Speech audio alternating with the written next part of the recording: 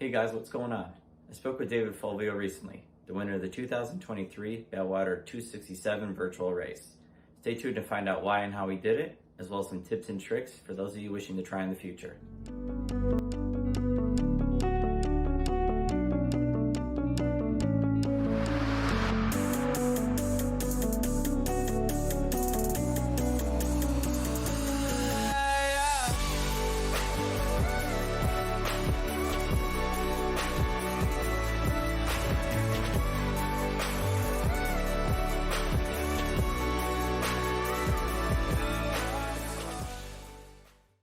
Hi guys, we're here to recap the Badwater 267 virtual race with the winner, David Fulvio.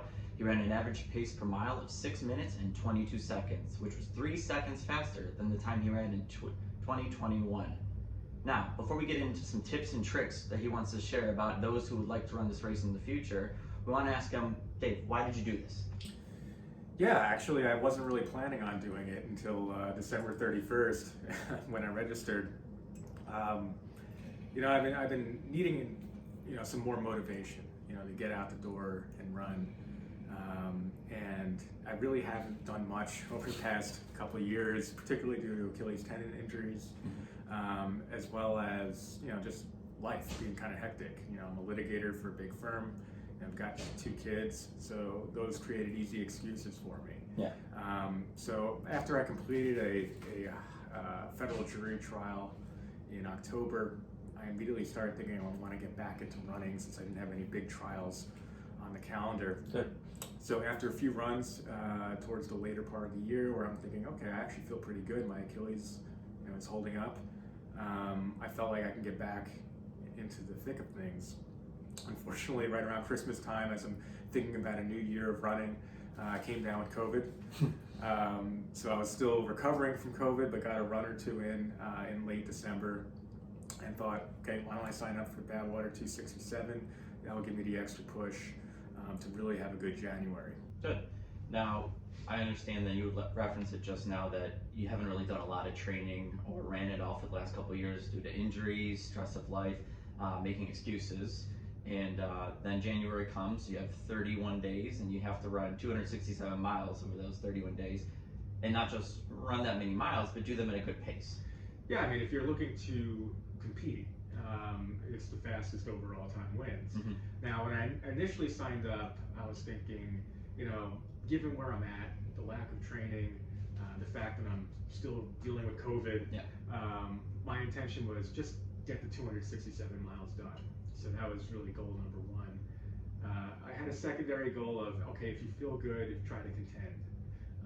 And then my third major reach goal was, all right, if you feel really good and you're contending, you may as well go for your own personal best in the event. Good. And that was from 2021 when I ran 6:25 per mile. But that was a little bit different because I had to resort to things like running intervals in 2021 to compete with somebody else who was doing the same. Yeah. I didn't want to have to resort to anything like that. Okay. Now, 267 miles. Just to share with everybody, I know in December, so let's look at 4 weeks prior to running. How many miles did you do in total the last couple months right before you started this race?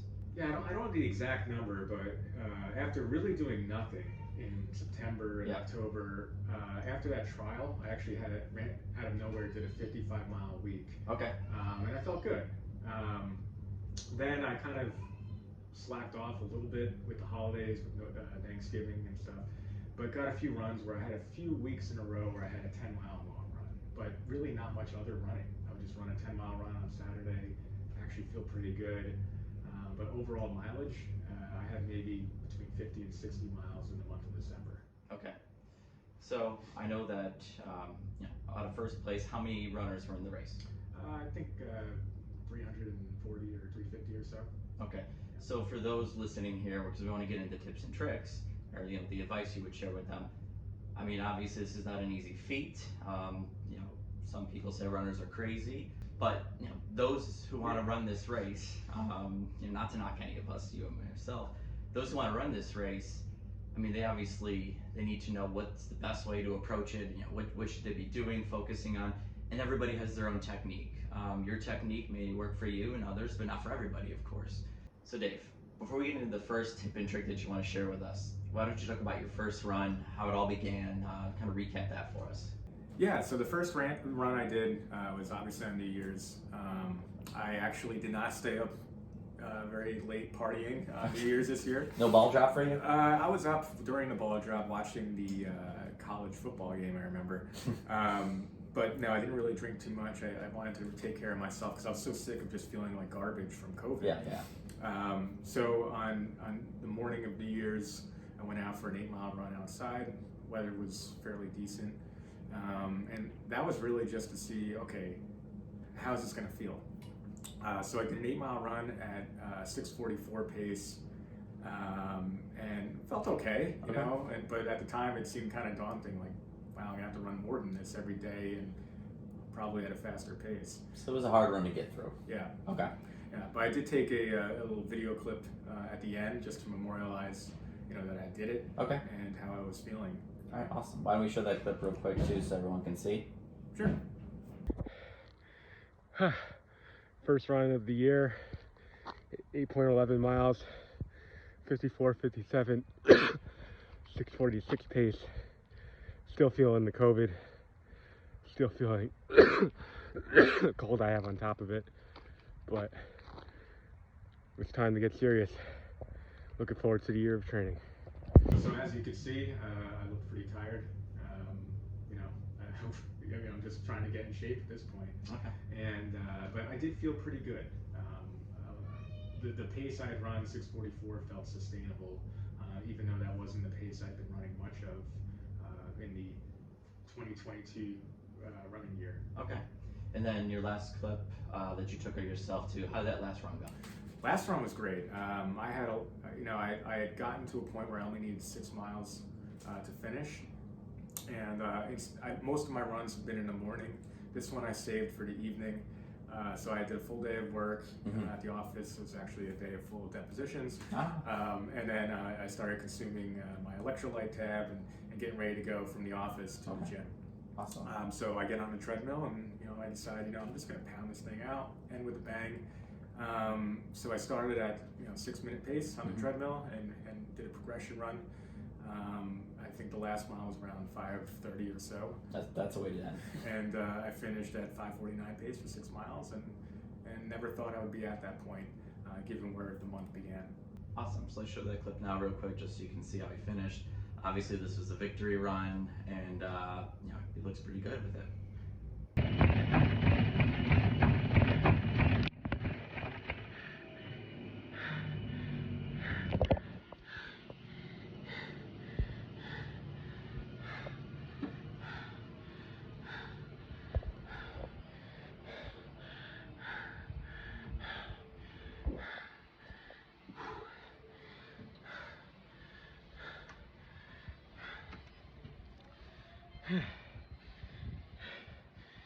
After 31 days, which began recovering from COVID, we've run 267 miles, averaging 6:22 pace. This is only the beginning of what the year has in store. This is my comeback. As you can see, I'm a little bit out of breath, but not as much as you'd expect. The pump-up music certainly helped get me through it, as do the conditions of a nice warm gym. Okay. And kind of what you were listening to at that time? I think I ended with System of a Down, which going back to my high school running days, System of a Down and Limp Bizkit, I'm not proud of that, are some of my go-to pump-up songs. Awesome, cool. So, we obviously saw how you did in the last run. Do you care to share the tips and tricks now with what should everybody take in from all this? Yeah, I mean, with the caveat that everybody's different, but this is what worked for me. I'm not an exercise scientist or anything, but I do think there are some lessons to be learned from how this played out. It was kind of accidental. But first of all, the first tip that I would have, if you're actually looking to win the event, is make sure Ben, who won the event in 2021, is not actually running the race. Yeah. Because he ran 6:01 per mile that year, and it takes a special human to do that. Gotcha. And that's certainly not me. So that's the first tip. The second tip Actually, real quick before that too, yeah. Just so everybody realizes, I mean, there were a lot of runners in this race 2 years ago, all different states, even different countries, I believe. Yeah, and the same is true, in 2023 as well. Yeah. So first place, third place, were acquaintances. The guy who won Ben that year was best man in my wedding. So I've known him for 20 plus years, and then I met Dave, introduced the two of them, and they wanted to compete, obviously, to see who could win and who could podium in that race too. Sorry about that. Go ahead. I hope to go 1-2 with him in 2021. It just fortunately didn't work out that way. But so I was fortunate that he didn't run it this year because that gave me the opportunity to actually win it. Nice guy.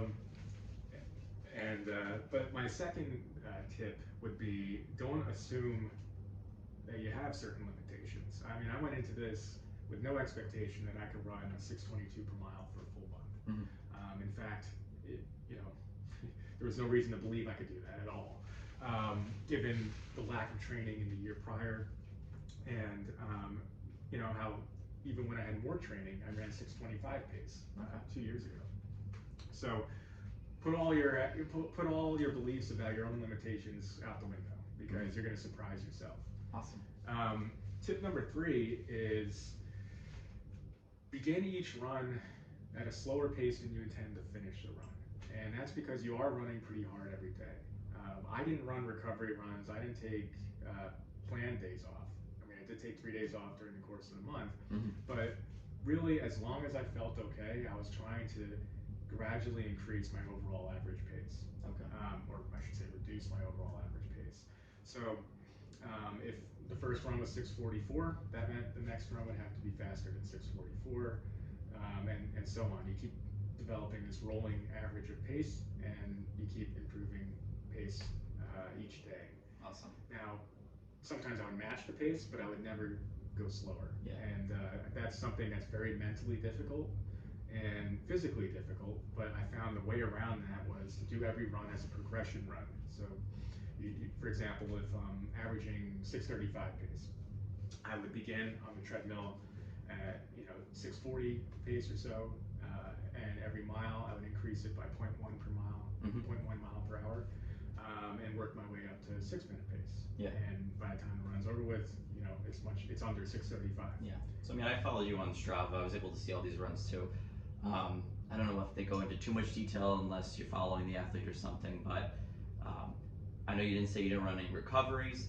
It was almost like the first mile or two was a recovery at a very fast pace because you were just trying to get into the swing of things, the flow of things, and then you got faster. When I run and I go out, and I don't know if it's the same with all of you, I hate the first mile. I feel so much better in the second half of the run than the first run, because it just takes a little bit to warm up and get used to and kind of get your mind around it as well. Yeah, I mean, that's always the hardest part. Like once that first mile ticks by, you're suddenly, the adrenaline's going, you're into your music or whatever you're listening to, like you find the strength and the will to pick up the pace. Awesome. Now, if I had run most of my runs outside, I actually lack self-control a lot of times when I run outside because I actually somehow pump myself up too early. Yeah. So I usually go out too fast when I run outside. So I might have ended up going out 6:20 pace and then struggling to hold it, rather than work my way into that pace. Yeah. So it's important if you know that you're like that, as difficult as it may be for some people to stand the treadmill. I found the treadmill creates that controlled setting where you can control the pace you're doing with a button rather than through your own mental regulation. So that was helpful as well. Also, you want to work in some 2-a-days because that allows you to take a day off. Obviously, I haven't been running 15 miles a day at any point recently before this started, so I wasn't going to pound out 15-mile runs at the pace I was going to do this event. So that allowed me to, so by having 2-a-days, that allowed me to get that kind of mileage, but keep the pace up. So I would do like an 8-mile run in the morning before work, but a fast 4-mile or 6-mile run afterwards, and that allows you to also boost up the pace average because those second runs you often feel so much better than you would expect. Gotcha. And it allows you to run much quicker because it's a shorter run. Kind of like the warm-up run in the morning, and then I feel loose and I'm excited to be finished with the day of work so I can, unleash a little bit more. Yeah, so say like at that point in time you're averaging 6:28 per mile. You do the run in the morning at 6:25 pace because you're still gradually improving the pace. But then you do another 4 miles at 5:59 pace, and then you've gained a minute per mile off your average. Good. And you're just moving up. Okay. What else you got? Anything? Well, I mean, it's important to take care of yourself. I didn't do much drinking during the course of the month. Maybe a beer or two on a Friday night or a Saturday night, but nothing where I'd wake up feeling like garbage the next day. Yeah. I think it's also important to eat well. I don't always eat the healthiest, but I actually don't like junk food. Good. So I think to anyone that does, splurge, you probably want to keep that to a minimum when you're doing an event like this. Gotcha. Because how your body recovers is obviously key to getting up the next day and running fast again. Yeah, if you feel lighter, obviously you're gonna feel better when you're running too. Yeah, and caffeine's always important as well. Like an IV drip or something, right? Yeah, you just constantly drink coffee. But you also need to consume water. There is water in coffee, but I've told my wife a million times it doesn't count for how many ounces she's getting in her body each day. Yeah, I mean, and sleep is the other component. I typically, before this, when I was making excuses, I went to bed at like 11 o'clock every night. And, if you're going to get up at 5 to run, I think you should be in bed by 10. It's sometimes very difficult to fall asleep, but if you're at least in bed, you're relaxing, you're recovering, and you're not going to feel completely deflated when that alarm goes off. Yeah, I mean, I agree a ton with the sleeping aspect. My neuro-oncologist says the big thing that might send me into a seizure or something, limiting my running, my ability to recover would be if I don't get enough sleep, my electrolytes are imbalanced. So now more than ever, I'm staying on top of potassium, magnesium, salt in my intake, output like that, and getting a lot of sleep. So those of you with young kids like myself, sometimes you're not going to get all that sleep. So you got to do the best you can and make catch up when you have to. And I guess the last piece of advice is, pay attention to the Badwater 267 page. Okay. You see other people are going through the same experience with you. Mm-hmm. They're grinding it out. Some are doing 20 miles a day, trying to get it over with. Yeah. Others, are more limited and they're just doing everything they can, no matter how long it takes, and they're just fighting through it. Awesome. So knowing that you're kind of in this experience, with this community, it provides you that additional boost that you need. I mean, no matter what your skill level is, you support each other. I mean, you're all going through the same struggle, having to figure out how am I going to accomplish this difficult task. But I feel that the running community is fairly tight knit and really a great place to hang out. Yeah, especially the people who run Badwater. I mean, these are some of the toughest people on the planet, Yes. and or they're aspiring to be, and everyone has their own reason for why. Okay. And that kind of embodies what we're doing here. Awesome. We're just looking to come back and get back on track to Come back and run. ourselves. Yeah, come back and run. Just like what we always say, no excuses and get into it. Awesome. So I really want to thank you today. I mean, obviously, you taking the time to share your experience with us, give some tips and tricks out there, and just inspire us to all be better. For me to be better, I know you motivate me all the time, and just I watch what you can do, and it helps me just feel like I can push myself a little bit harder. If he can do it, why can't I do it? So thanks a lot, man. Yeah, I wish everyone the best of luck should they try this event in the future, and best of luck in the coming training year. And do you have anything else you're looking forward to the rest of this year? Yeah, I mean, I'd like to finally scratch that 100-mile itch again. It's been a few years, so I'm looking at the Keys 100 in May. Nice. Right now, it looks like my work schedule is going to permit that, so I'm excited. No trials on that day? I mean, I have a trial in April, which will be when I'm peak training. That's never great, but we'll get through it because, no excuses. And obviously you need a crew there, so perhaps maybe if my wife allows it, I can go to Florida for a few days and everything. All expenses paid. You heard that, by the way. All right, hey, thanks a lot, man. I appreciate it too. If you guys like what you see, feel free to follow us on YouTube. We're a comeback run, talking about our personal stories and what we want to accomplish this year, and we hope we inspire you to accomplish things too. Once again, Dave and Andrew, don't make any excuses. Take care.